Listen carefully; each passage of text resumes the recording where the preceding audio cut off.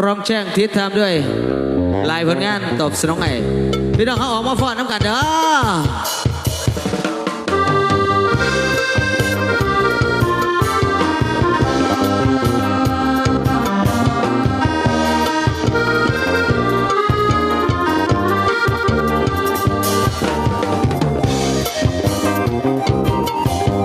ให้เกียรติเสริมสร้างบรรยากาศห่วงพวงเบิกบานต่อสุดซึ่งอยู่เพียงกันเลยเมื่อมาเห็นสาวรองแท้นำเบียกก็แห่สาวลบแสงที่แล้วกระดาโอ้ดูเก่าว่าทรงดังลาลา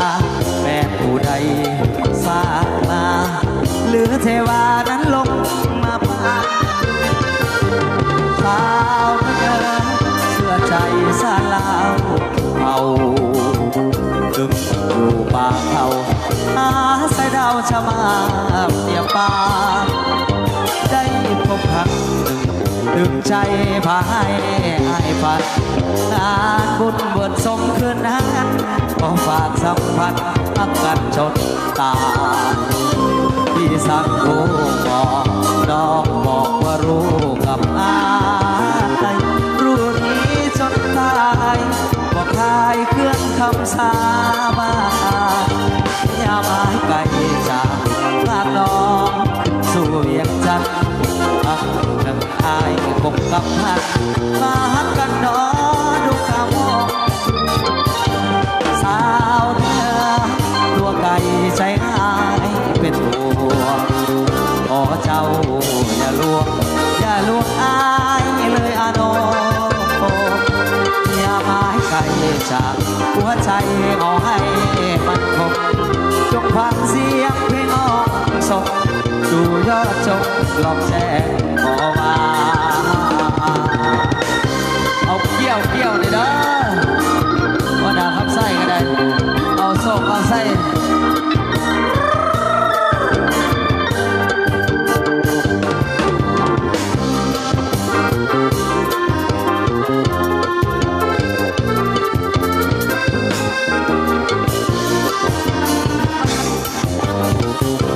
พี่สั่งรู้บอกน้องบอกว่ารู้กับอายรู้ดีจนตายบอกใครเคลื่อนคำสาบานอย่ามาให้ไกลจากปากน้องสู่เวียงจันทร์บางหนึ่งอายคงกำนันมาหักกันน้อดูขามองสาวเนื้อตัวไก่ใจหายเป็นตัวขอเจ้าอย่าลวงอายเลยอาโนอย่ามาให้ไกลจากหัวใจเอาให้มันคงจงฟังเสียงเพลงน้องส่งดูยอดจงลองแจ้งบอกว่ายาวไป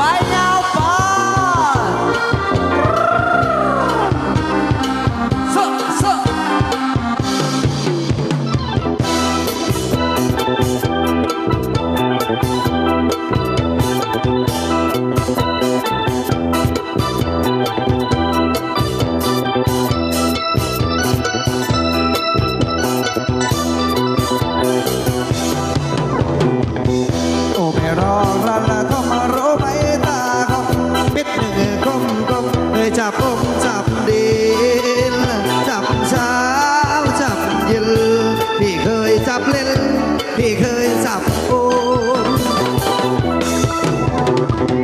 น้องเอ้ยน้องละเคยอมเคยเล่นน้องเอ้ยน้องละเคยอมเคยเล่นตั้งแต่เป็นเด็กน้อยแม่บอกแม่นั่นหนอละเพิ่นนั่งคงฟังแม่นั่นฟังน้องออกให้อมแม่นั่นโจมน้องออกมาก่อนย้ำลูกก่อนแม่ฟูลูกหิวเป็นสกิลย่างมันแม่หามเต่าเอาเต่าทั้งดูดทั้งดึงเต่าเอาเต่าทั้งดูดทั้งดึงอินพอเพิ่งจองดึงต้องเต่าอมยำเสายำใบยำแดงแม่บอกแพ้ให้เศร้าให้คันปั่นเกี่ยวยันละแม่ห้องเสียงลงยังบ่ฟงละแม่ให้ดูปวดจับปวดจับถ้าปากตัวกับแม่เด็กหัวล้มปากอมนอนเด่นซื้อ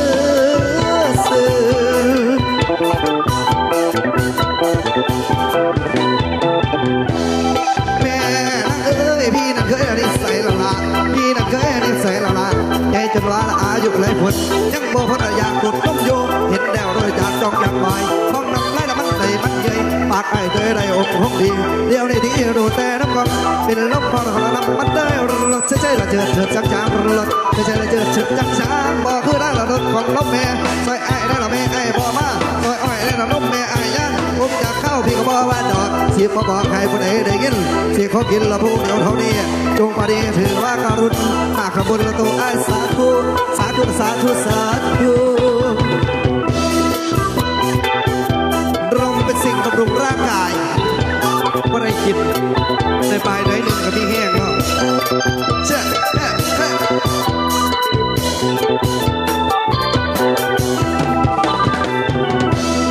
แม่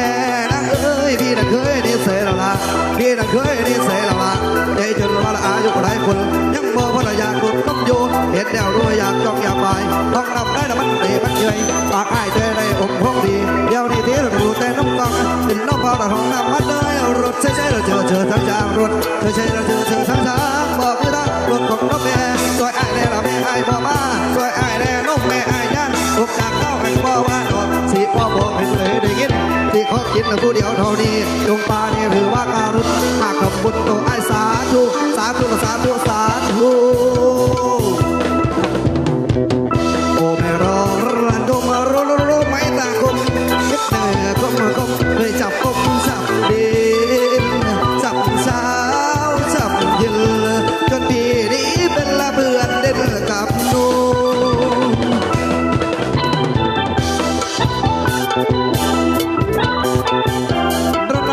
นมตาอมตาดูดนอนเอาโอ้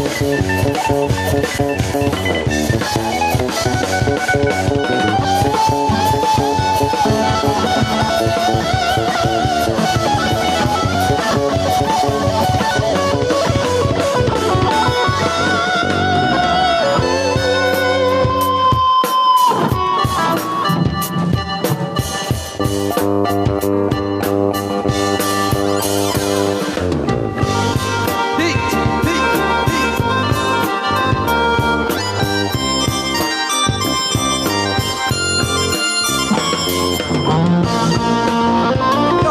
โยโยบกไปบกเลยเด้อจ้ะ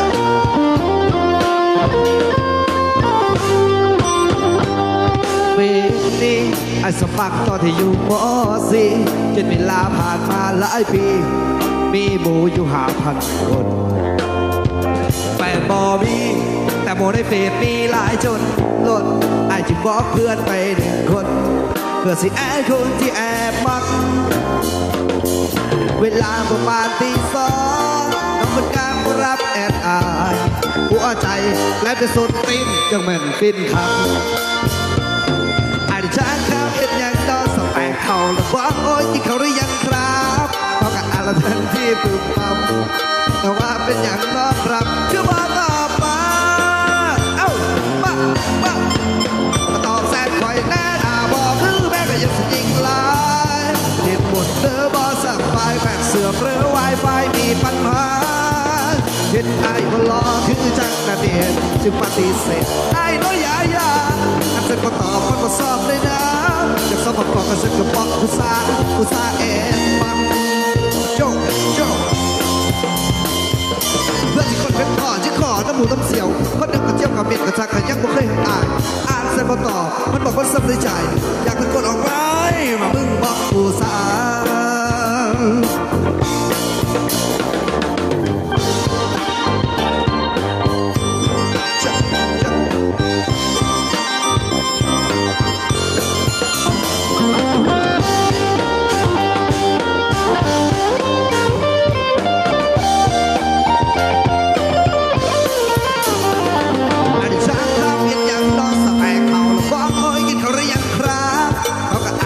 ที่เปิดฟัง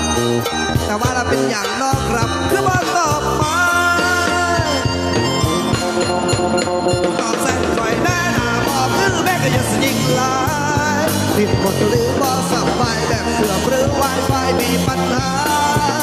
เห็นไอ้คนรอคือจักนาดีที่ปฏิเสธไอ้น้อยยายาอาศัยมาตอบมันก็สอบเลยนะจากสอบประกอบกันเสร็จก็บอกคือซาแอบมักตาวแสนคอยแน่นาบอกคือแม่ก็ยังสยิงลายติดหมดหรือบอกสับไปแบบเสือหรือไวไฟมีปัญหาเห็นไอ้คนรอคือจักนาดีที่ปฏิเสธไอ้น้อยยาอาศัยมาตอบมันก็สอบเลยนะจากสอบประกอบกันเสร็จก็บอกคือซาแอบมักเพื่อนที่คนเป็นพ่อที่ขอน้ำมูน้ำเสียวเพราะเดินมาเที่ยวกับเมนกับซักแต่ยังไม่เคยอ่านสมต่อมันบอกว่าสนใจอยากทุกคนออกได้มามึงบอกกูซา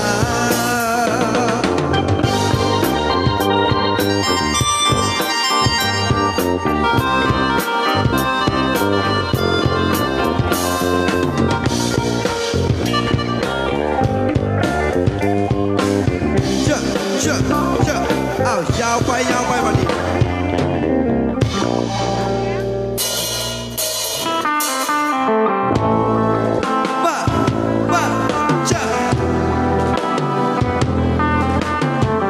ผู้ใดกอดเสาเทียงผู้ใดกอดเสาเทียง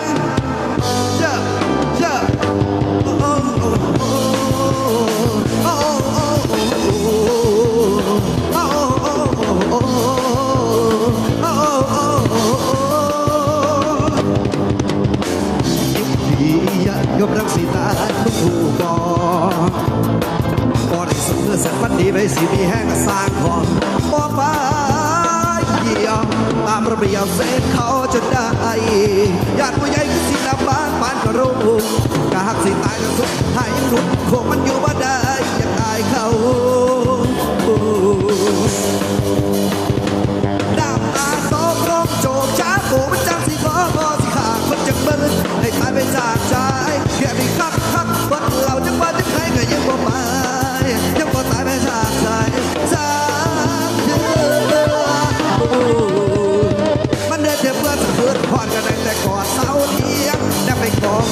จนตาขาวขาวมองก็มองว่าตายกี่เห็นสภาพเก่าเก่าบุกที่มันเต่าโอ้ยรักยังว่าบ้านสิใจขาดมันไปข่าวสารล้มซาเดี๋ยวรุ่นไปคือบ้านสิเอาเงินมาได้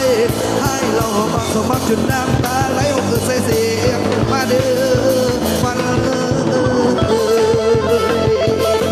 จ้า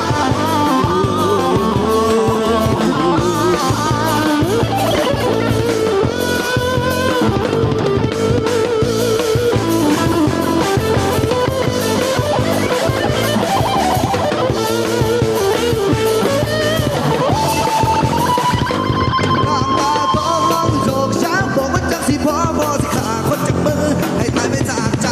แค่นี้คักวัดเราจังว่าจังไห้ก็ยังบ่ไปยังบ่ตายไปจากใจจากเธอมันเงินจะเบื่อสะดุดหอดกันได้แต่ก่อเสาเดียงแต่ไปกองเพียงไปเก็บเส้นทางขาวเมากับ